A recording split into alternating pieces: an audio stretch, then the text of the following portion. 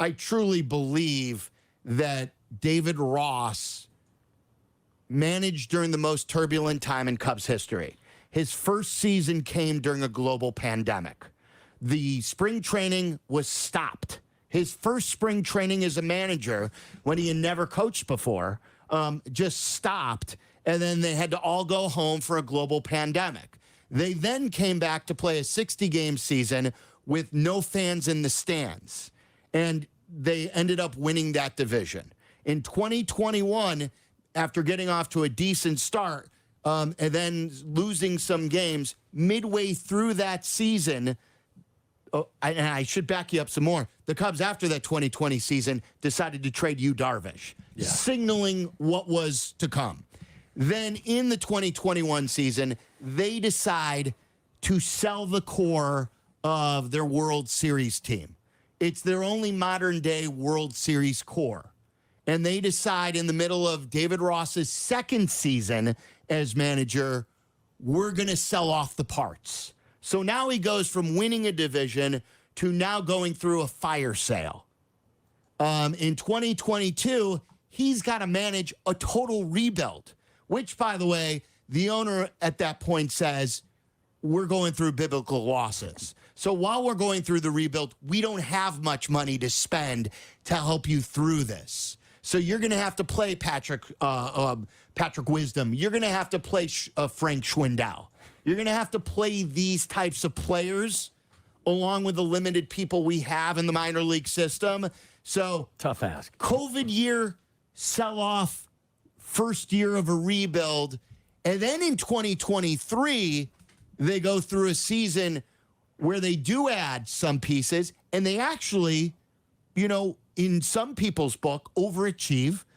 Maybe at the end they landed almost exactly where you thought they would be. I said between 80 and 84, and it was a fun season, but they really fell short in September. But think about that. That is, in my book, the most turbulent time in Cubs history. It's a tough ask for a manager to oversee all of that. A global pandemic, a sell-off of your only modern-day World Series team, a rebuild with no spending, and then when the going gets good, you decide to fire him. On the other hand, I also believe that David Ross, at times last year, was in, and I think maybe this move shows you that he wasn't flexible with his lineup. We asked many times, why is Cody Bellinger not moving up in the lineup? Why is Ian Happ still batting third while he continues to struggle? Why are these veterans continuing to play when they clearly look washed? Why are guys being called up by the president and the general manager, but they're sitting on the bench and they're rotting? Why aren't they getting playing time in a rebuild? And Ross refused to play them. And when a manager like Counsell comes along, who is the Milwaukee Brewers manager, who they don't really sign free agents. They develop. They develop.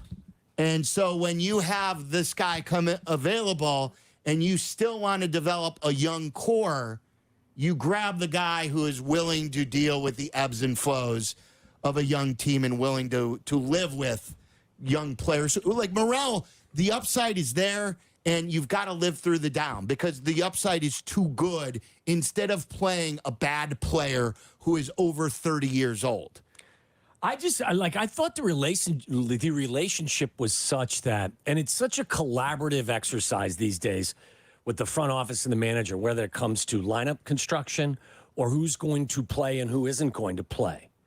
And I'm a little bit surprised that there wasn't more of being on the same page with this stuff. Knowing the relationship with Jed and David Ross. So I guess I'm in a roundabout way asking how cooperative was Jed with what David Ross was actually doing on a day in and day out basis? The bunting, Jed, I think, has given us hints. He said he's not a fan of bunting, and then he added a butt in there to defend his manager, that Ross would bunt at times.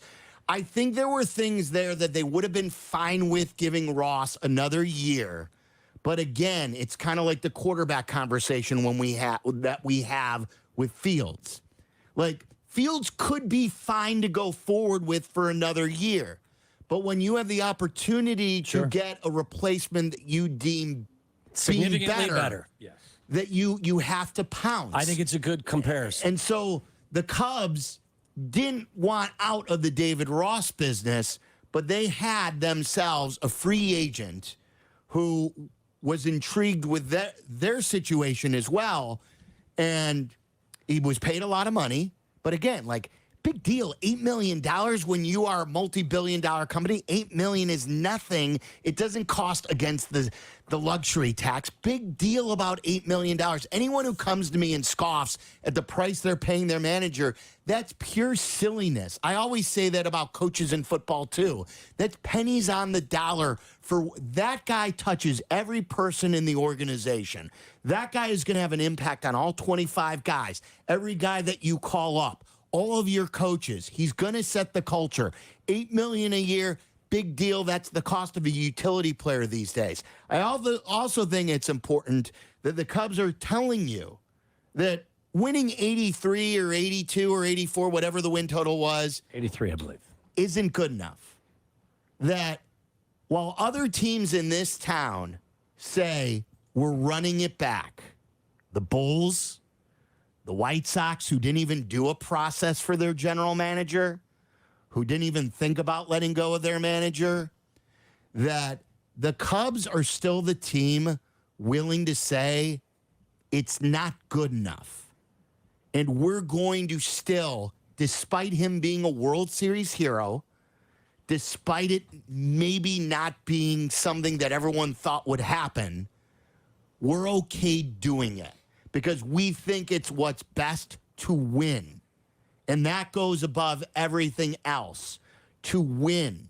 As I like to say, I don't think this was a vote against Ross more than it was a vote for Craig Counsell. Right.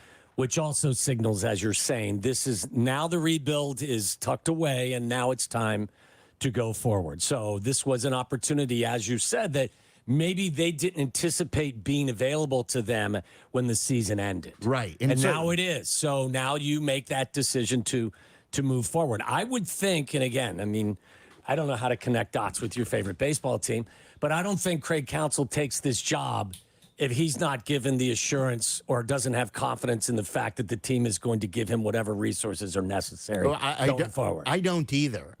He could have gone anywhere. Yeah. Craig Counsell was the most sought after manager in recent, as a free agent, managers don't really become free like this. And, Daniel Stearns wanted him, who's now with the Mets. The Milwaukee still wanted him back. He was a free agent. And he picked the Cubs. Perhaps Silvy, the most sought after since Joe Madden became available. Well, Joe Madden wasn't a free agent, remember, was he? Or he had that window of an opt out. Correct. And the Cubs pounced in it, and it benefited everybody. And then the Cubs again, they said at the time that we reached the limit with Joe Madden, that say what you want about Ricketts and say what you want about what they do, but they still, in my opinion, are the team in town that go for it the most right now. And I think they're still going to want him to develop the young talent because they have to. Mm-hmm. But I also believe that they're going to spend. This, like I said to start the show, this cannot be the move. This can't be the headline move on the marquee. This has to be like the third line of your offseason moves. You have to make a couple of other moves, whether it's trading for Soto, whether it's re-signing Bellinger or signing Ohtani or trading for Alonso. There are a lot of big fish out there this offseason. Put your hook in the water. Yes. And I think Jed will. I think Jed wants to win. I think Jed wants to win without Theo. I think it's interesting, too. I think I was reading somewhere where I guess to talk to Counsell, you had to ask for permission before November 1st. And I believe the Cubs did not ask for permission, so I guess the assumption was this all kind of happened pretty quickly. Give Jed a lot of credit for seeing something that he thought was best for his organization and making it happen. They had patience. They didn't just react quickly and promote from within or just stay the course. I like that. That's a bold move.